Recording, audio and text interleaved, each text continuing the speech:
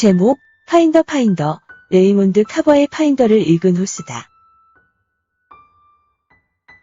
그는 고민에 빠졌다. 집 밖의 길에서 한 남자가 벌써 3시간째 근처를 서성이는 것을 창가 너머로 지켜보다가 그 남자가 땀을 비오듯 흘리는 것을 보고는 안쓰러운 생각이 들었다. 그래서 남자를 집 안으로 들어오게 할지 갈등했다.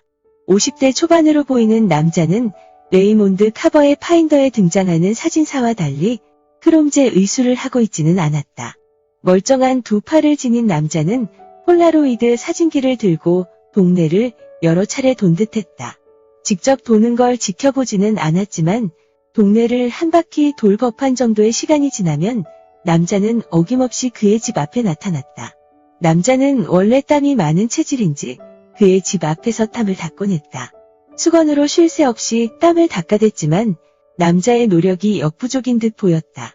땀을 닦으면서 남자는 간헐적으로 폴라로이드 사진기를 들고 뭔가를 찍었다. 그리고 사진기에서 사진이 나오면 피사체가 드러날 때까지 긴장한 채 기다린 후 사진을 유심히 살폈다. 그 과정이 실제로는 꽤 길어 지루한 광경을 더 지켜볼 호기심이 잃지 않았다. 그는 남자를 가끔 흘깃 보고는 하던 대로 소설에 관심을 쏟았다. 일요일 오후의 나른한 시간이었다. 남자의 모습을 봐서는 밖은 꽤 더운 듯했다. 하기야 7월 초순이 넘어가는 시점이라 사람에 따라서 무더울 수 있었다. 그는 에어컨 세기를 약하게 맞추고 집안 공기를 신선하게 만들었다. 창가 근처에 조그만 탁자를 마련하고 일글거리를 펼쳐놓았다. 창문으로는 날카로운 햇살이 스며들어 날씨가 무더워지고 있음을 알려주었다. 남자는 여전히 집 앞을 서성였다. 무척 더운지 연신 수건으로 이마에 흐르는 땀을 닦았다. 남자의 반팔 티셔츠와 반바지는 땀으로 군데군데 얼룩졌다. 남자는 어딘지 모르게 힘들어 보였다. 마치 큰 병을 앓고 막 깨어난 듯이 창백한 모습이었다.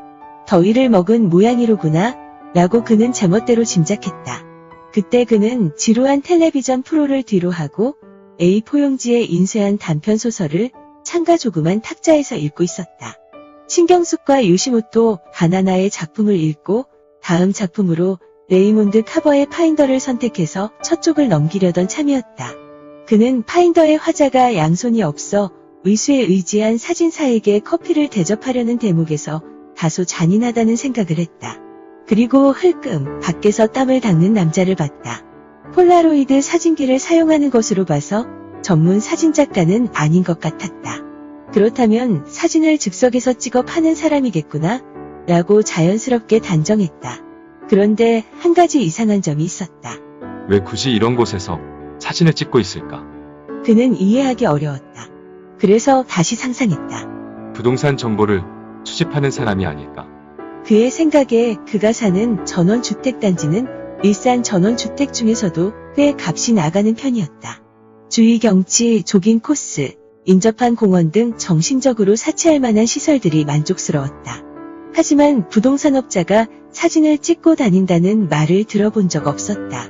그렇다고 남자가 소설 파인더의 사진사처럼 돌아다니면서 사진을 찍어주는 사람이라고는 생각할 수 없었다.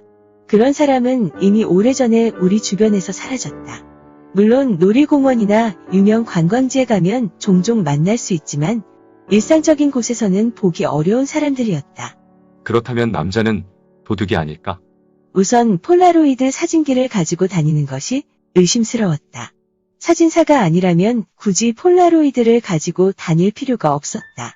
단 한 경우 사진사가 아님에도 꼭 폴라로이드를 가지고 다녀야 할 경우는 남에게 자신의 사진을 보여주기 싫을 때뿐이라고 그는 생각했다. 그런데 왜 보여주기 싫은 것일까? 결론은 하나. 남자는 도둑이다. 라고 그는 다소 악의적인 결론을 내렸다. 그에 따르면 남자는 그가 사는 지역을 염탐하고 도둑질하기 좋은 집을 물색하기 위해 동네를 돌고 있다. 그리고 후보로 선정된 집을 폴라로이드 사진기로 직접 찍는 것이다. 만일 폴라로이드가 아니면 사진관에 맡겨야 하는데 이는 증인을 하나 더 만드는 매우 어리석은 짓이었다. 무한복제가 가능한 디지털 카메라의 방식도 보안 유지에는 취약했다. 스마트 기기라면 더더욱 위험하다. 자동으로 자료를 무선 공유하는 설정이라도 해놨으면 그 기록을 어떻게 다루어야 할지도 막막하다. 내비게이션 기능을 쓴다고 위치 알림 기능이라도 해놓았다면 그야말로 범행 준비 과정을 생중계하는 꼴이었다. 기기를 제대로 못 다루어 낭패를 보는 코미디 영화 같은 상황이 선명히 보이는 듯했다. 상상이 이쯤에 이르자 그는 파인더의 두 번째 쪽을 건성으로 읽고 있었다. 문장은 엉키고 내용은 머리에 들어가지 않았다. 차츰 인쇄물의 시선이 가는 시간과 남자를 흘끔거리며 쳐다보는 시간이 비슷해졌다. 남자를 도둑이라고 제멋대로 단정 짓자 남자가 땀을 심하게 흘리고 얼굴이 창백한 이유, 계속해서 동네를 도는 이유, 그리고 폴라로이드 사진기로 가끔 주변을 찍는 이유가 설명됐다. 그는 남자가 초보 도둑이라 자신에게 닥친 현안을 능숙하게 처리하지 못하는 것이라고 판단했다. 이때 남자가 그의 집 아니면 옆집의 지붕 근처를 향해 사진기 셔터를 누르는 것을 목격했다. 왠지 남자가 그의 집을 선택한 것이라는 불길한 예감이 머리를 스쳤다. 그는 남자의 치밀하고 영악한 부도덕성에 분통이 터져 당장이라도 때려눕히고 싶다고 생각했다. 지금이라도 때려눕히지 않으면 일주일간은 도둑 때문에 밤잠을 설쳐야 할 것 같았다. 그는 그저 상상일 뿐이라고 스스로에게 되뇌었다. 그럼에도 자꾸만 의혹의 불길은 터졌다. 이제 그가 남자를 보는 시간은 책을 읽는 시간보다 길어졌다.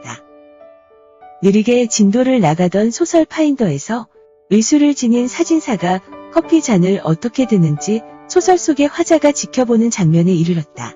그는 정말 소설 속의 화자가 오로지 사진사가 컵을 어떻게 드는지 궁금해서 커피를 권했을까 궁금했다. 그건 생각만 해도 소름 끼치는 일이었다. 그는 다시 남자를 살폈다. 남자의 몸 상태가 안 좋아 보였다. 남자는 가끔씩 인상을 찡그리기도 하면서 동네를 불안하게 두리번거렸다. 하지만 50살이나 된 남자가 민첩하게 도둑질을 저지를 만큼 허술한 동네가 아니었다. 또한 남자가 동네를 털 생각이 있다면 이렇게 오랫동안 동네를 서성여서 주목받으려 하지는 않았을 것이다. 그는 아무래도 적이 없는 남자의 행동을 악의적으로 해석했다는 죄책감이 들었다. 아파 보이는 남자의 얼굴에서 치밀하고 영악한 부도덕성을 찾기란 불가능해 보였기 때문이다. 더군다나 일요일은 그에게 신성한 날이었다. 일요일 오전 11시 하나님께 예배를 드리고 일주일간의 죄악을 고백했다. 그러면 머리가 맑아졌고 마음이 차분해졌다. 일요일 오후는 그에게 혼자만의 소중한 시간이었다. 복잡한 인간관계를 떠나 잠시나마 혼자서 묵상하거나 독서하는 시간이었다. 이런 순간에 이 따위 한심한 상상을 하다니. 그는 정신을 가다듬고 인쇄물에 전력을 기울이려고 자세를 바로잡았다. 하지만 어쩐지 마음 한구석이 개운하지 않았다.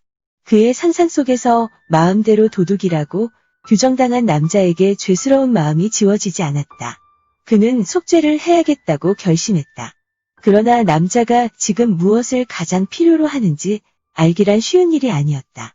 소설 파인더에서 사진사가 화장실을 가고 싶어 했던 것처럼 남자도 화장실을 가고 싶지는 않을까 생각했지만 땀을 심하게 흘리는 걸 볼 때 소변을 볼 필요가 없을 듯했다. 설령 마려웠더라도 주변 상가의 화장실이 허다해 웬만해서는 벌써 볼 일을 마쳤을 가능성이 높았다. 엉뚱한 상상을 비집고 불쑥 소설 파인더에서처럼 정말 즉석사진을 파는 사진사가 아닐까 생각하려다가 그럴 일은 절대 없다고 단정해버렸다. 요즘 세상에 결국 남자가 필요로 하는 걸 알기 위해서는 나가서 직접 물어보는 수밖에 별다른 뾰족한 수가 없었다. 하지만 남자가 그를 엉뚱한 사람 취급할 것만 같아 망설였다. 물론 화장실 안 가실래요라든지 사진 파실 생각이죠라고 느닷없이 묻지는 않을 것이다. 이것저것 주변 이야기로 말을 걸겠지만 이 간단해 보이는 일도 상당한 두뇌 노동을 요구한다. 만일 남자가 비사교적인 성격의 인물이라면 두뇌 노동은 더욱 가중된다. 이쯤 되자 갑자기 꼭 속죄를 할 필요가 있을지 의심이 들었다. 무엇보다도 단지 혼자서 상상했을 뿐이다. 그는 남자에게 사죄해야 한다는 발상 자체를 바보스럽게 느꼈다. 만일 남자는 혼자 있고 싶은데 괜히 끼어드는 것이라면 그는 남자가 3시간 넘게 열중하면서 동네를 서성이는 것은 뭔가 급한 용무가 있기 때문이라고 여겼다. 그렇다면 그가 끼어드는 것은 남자에게 폐가 될 수도 있다. 한시라도 빨리 일을 마쳐야 하는데 낯선 자의 시시껄렁한 호의에 일일이 반응해야 할 테니까 호의도 때와 장소를 잘 맞추지 못하면 변질되기 마련이다.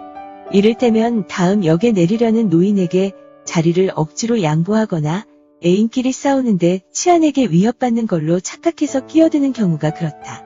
얼마 전 선배네 집들이에서 배가 터지도록 먹고 눈치껏 그만 먹으려는데 선배가 자꾸 권하는 바람에 탈이 날 때까지 먹었던 기억을 떠올리고 고개를 저었다.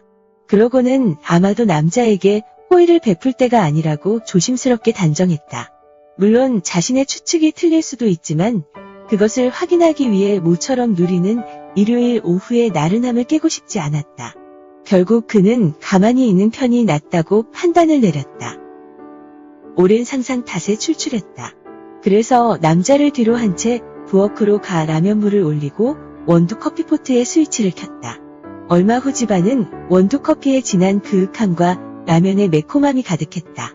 약속이 없는 일요일 오후엔 늘 버릇처럼 준비하는 식단이었다. 라면 국물까지 깨끗이 비우고는 원두 커피 한 잔을 들었다. 거실 소파까지 걸어가면서 창가 너머로 서성이는 남자를 흘끔 바라보았다. 여전히 남자는 폴라로이드 사진기를 조작하면서 땀을 흘리고 있었다. 그는 소파에 앉아 텔레비전을 켜고 커피를 홀짝거렸다. 방송에서는 시청률 1위라는 드라마를 재방영하고 있었다. 남녀 주인공은 훌쩍거리며 서로에게 사랑을 고백했다. 여전히 여름이 멀었는지 소매가 긴 옷을 입은 채 서로를 부둥켜 안았다. 그는 사랑하는 사람을 정열적으로 껴안는 장면을 상상했다. 하지만 일요일의 나른한 오후에 한껏 게을러진 그는 행동 없는 상상을 끝없이 펼칠 뿐이었다. 상상은 그저 상상일 뿐이었다. 이대로는 아무런 일도 일어나지 않을 것이다. 그는 하품을 늘어지게 하며 텔레비전에 집중하기 위해 볼륨을 올렸다.